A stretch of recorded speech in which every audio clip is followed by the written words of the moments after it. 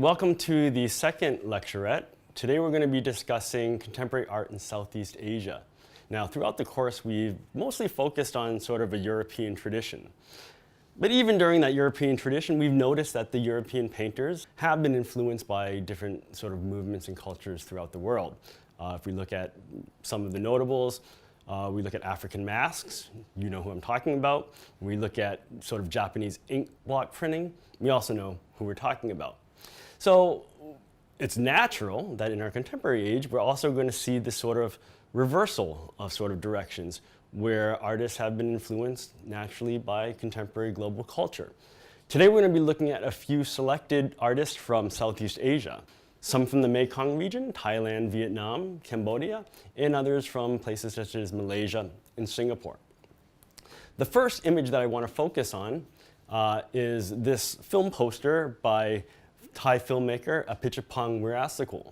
Now, why I want to start with his image is because he recently won the Cannes Prize, the Palme d'Or, which is the highest prize for the Cannes Film Festival, for his work, which is in the Thai language, and such a strange and interesting film that it was sort of a dark horse. How can such an obscure film sort of take the world prize? Well, it just goes to show that as the population increases in Asia and a lot of the creative output sort of has better distribution channels, it's being recognized throughout the world.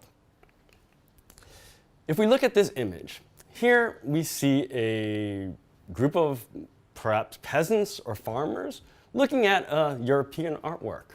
So we have the easel and it's set up by the river and there's people looking at it. This particular painting, which you may be familiar with, is by Renoir. And the artist here her name is Araya Rasjamrirnsuk, who's from Chiang Mai, Thailand. And why I like this image and why many people have commented on this image is because it's sort of taking a bird's eye view of Asians looking at Western work. And we ask the question, are they reading it the same way as Westerners have read the work, or art historians have read the work?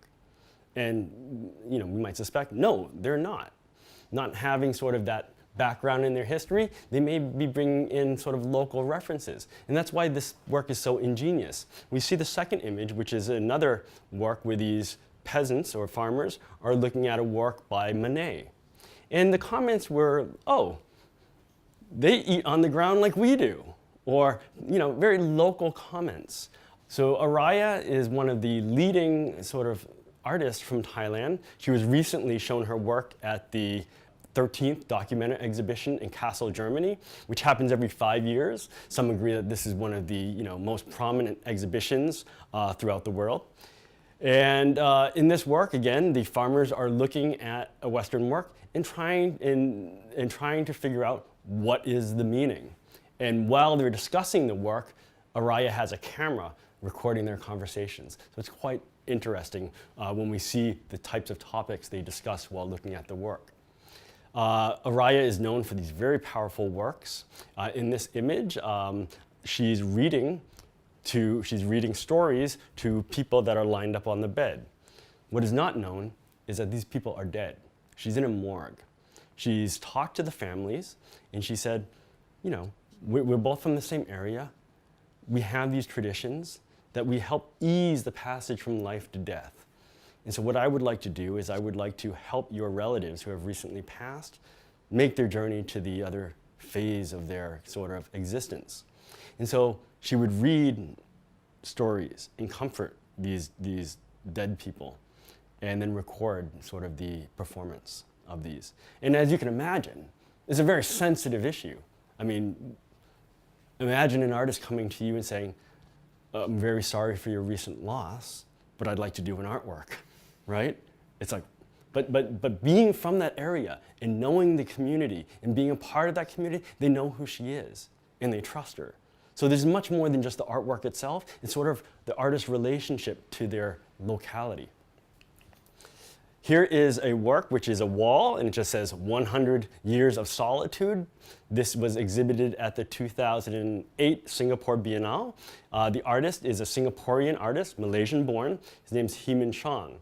And one thing the reason why I want to show this image is, here is a artwork which is basically textual, referring to, you may know, a very famous novel by Marquez.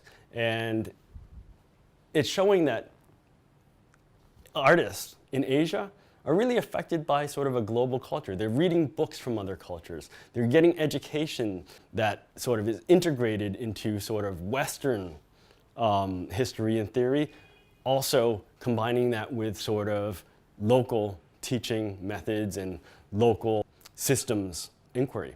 And so here, one criticism that Himinchong is often received is, your work has nothing to do with Singapore.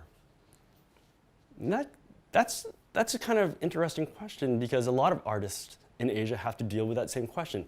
What does your work have to do with national representation? Does your work have to say something about being Singaporean? Well, it's a question that many Western artists don't have to deal with. And if there's an artist from New York, no one really asks them, well, does this work have something to do with you being a New Yorker? It's kind of an odd question, but it's sort of the default question for many artists that are not from the West. Cultural critic, his name's Olu Ogribe, he's from Nigeria, has this book, published this book called The Culture Game, which he considers this sort of situation of double debt, where you can't win and you can't lose, being a sort of non-Western artist, and having to kind of adapt to that system. And these are the things Himinchong also struggles with. Yes, you're Singaporean, but does your work have to say something about being Singaporean? Another Singaporean artist is Ho Zun-Yen.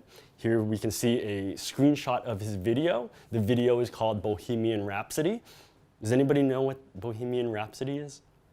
It's a Queen song. It's the Galileo, Galileo. You know this one? That song? Well, he remakes a music video. He makes a music video. He's also, his work tends to address sort of very familiar cultural sort of forms. Music videos, films, these things that, advertisements, things that we're familiar with in sort of more popular culture. And he recreates Bohemian Rhapsody, but in it, he uses the same lyrics as the song, but he adapts it to the Singaporean situation, where this particular work is filmed in the courthouse of Singapore. And it's sort of a critique on basically Singaporean culture and government. And it's a very strong piece, yet very lighthearted at the same time. So here's two artists that are working with kind of sort of a large set of kind of cultural influences, and yet being Asian. Now, in 2009, I was able to participate in the Asia Pacific Triennial, which happens in Queensland, Australia, as a curator.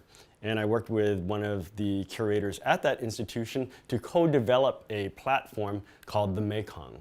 And the Mekong dealing with artists and practices from this region, including Vietnam, Cambodia, Laos, Burma or Myanmar, and did I miss one?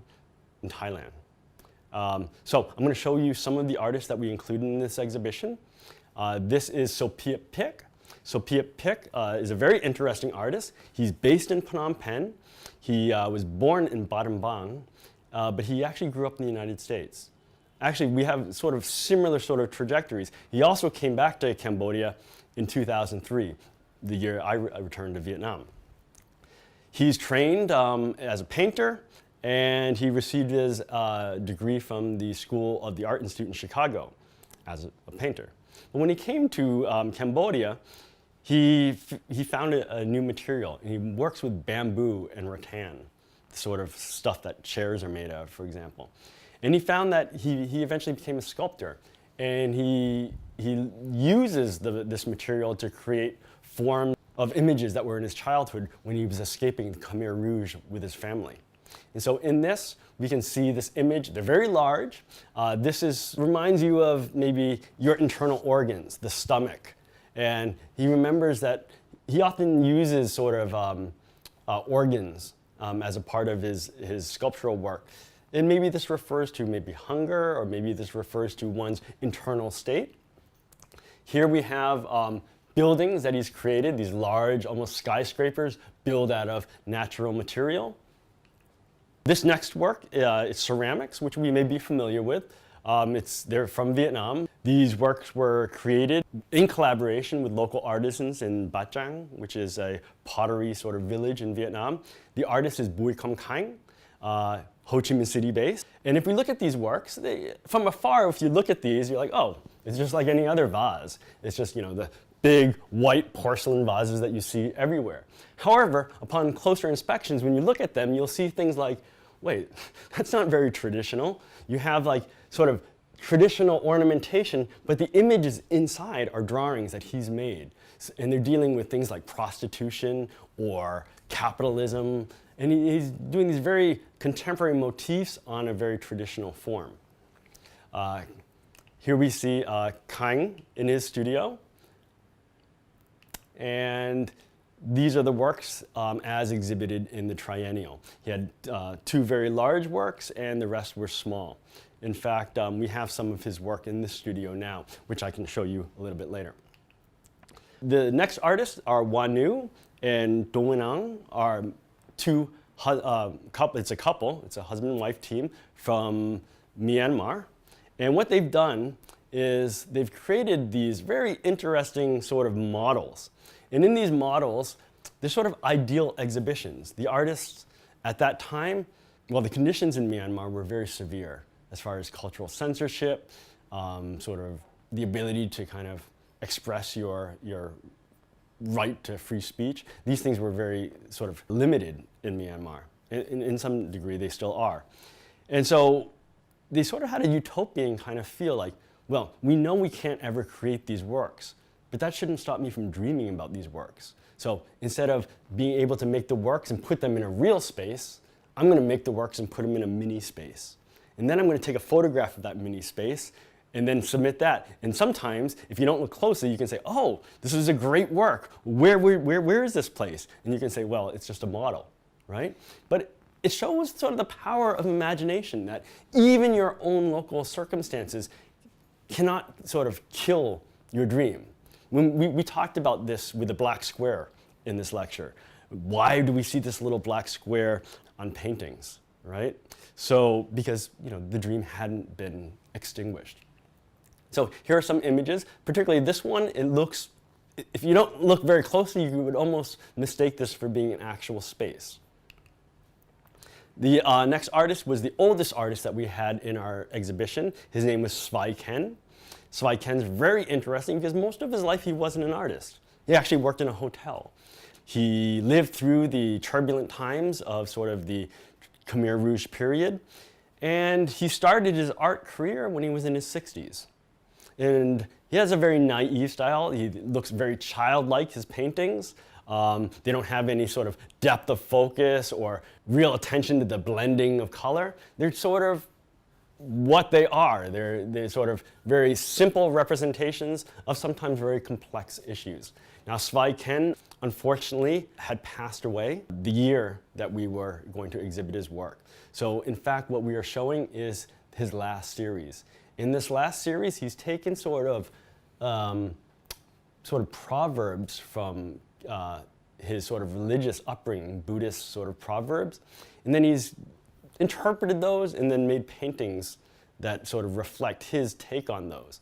And what he said about this series of paintings was this was his last gift to his grandchildren, that these sayings, he wanted to preserve these sort of values that he had and pass them on to the next generation. And so when we look at this painting, we can see that the old people in this one piece shivering cold outside of the house, and while the young couple are eating very, very well and even giving food to dogs, right? Saying, you don't respect your elders anymore. So these sort of very traditional kind of things are depicted in his work. And some are quite clever. And here are the works on exhibition. This is Vandi Ratana, who is someone that sort of has one foot in sort of the commercial sector and the other foot in sort of the art sector. He's a photographer. He shoots pictures for newspapers sometimes. And if you look at this piece, it looks like something you would find in a newspaper. It's documenting one of the many fires that happens in Cambodia. And this is a market that it gets burnt down, and he's taken photographs of this market. We displayed a series of the works for this exhibition. We're looking at, the practice of the photographer, whether they're sort of commercial photographers or art photographers. The next one that we have is a Thai artist from Bangkok. His name is Manit, and these look like very ordinary photos. It's just people kind of, hanging out, sort of medium close-up shot. But the story behind this is, he's gone along the road in Thailand, and when the king, when there's news that the royalty will pass, people line up just to get a glimpse of the king or royalty going down the street. And sometimes they'll wait there for hours. And so on such an occasion, he's gone with his camera, and he's taken like sort of a long photo of all these people lined up against the road. And in these photos, you can see all these different emotions. Some people are very excited to see the king. Some people are a little indifferent.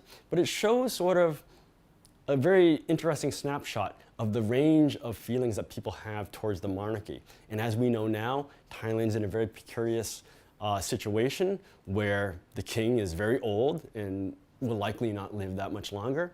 And if we looked at the history or the events that have happened in Bangkok over the last few years, they're a little unstable. We see a couple of years in Bangkok that the city was basically captive to this ongoing struggle between two political forces. Here's Manit with Russell Storer. The last artist that I wanted to discuss is Jun Nguyen Hatsushiba. And the name itself, as sort of a hyphenated name, you can say, well, one sounds Vietnamese and one sounds Japanese. Indeed, that's his case. A Vietnamese father and a Japanese mother, born in Japan, grew up in the United States. He currently works out of Ho Chi Minh City, and in this particular work that we're showing now, here we see a screen grab of one of Jun's films. Jun's known for a very poetic, cinematic quality to his films. In this particular film, he traveled to Luang Prabang in Laos, and there's many different scenes, but the one that I'm going to describe to you is a take of boats going down the river. And he's hired a fleet of fishing boats. In each boat, there's two people. One person to kind of steer the boat, and the other is a student from the Fine Art University with an easel. And that student is painting. And what are they painting? There's a large Bodhi tree on the side of the river. And as the boats pass, the student is kind of painting the tree.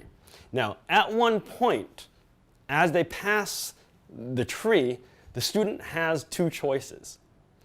Continue painting the tree or jump off the boat and swim back to the tree.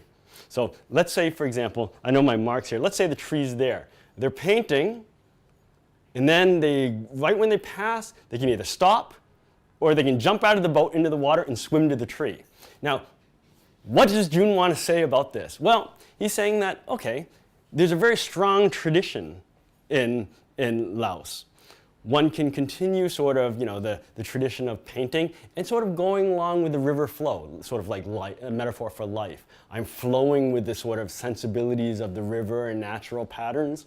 Or you can jump off and say, no, I'm gonna do something else. And doing something else is a struggle. You might drown, So you take the risk. Are you gonna go along with tradition, or are you gonna jump off the tradition boat? And so it's a very interesting film. It's about 12 minutes long, and maybe we'll get to see some of excerpts from this piece in class. So there's very exciting things happening in Southeast Asia among contemporary artists and spaces.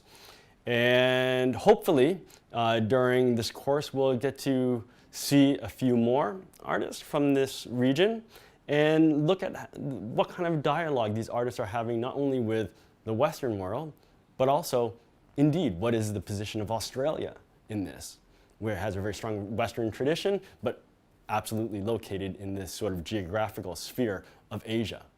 Thank you very much, and we'll see you during our next lecturette.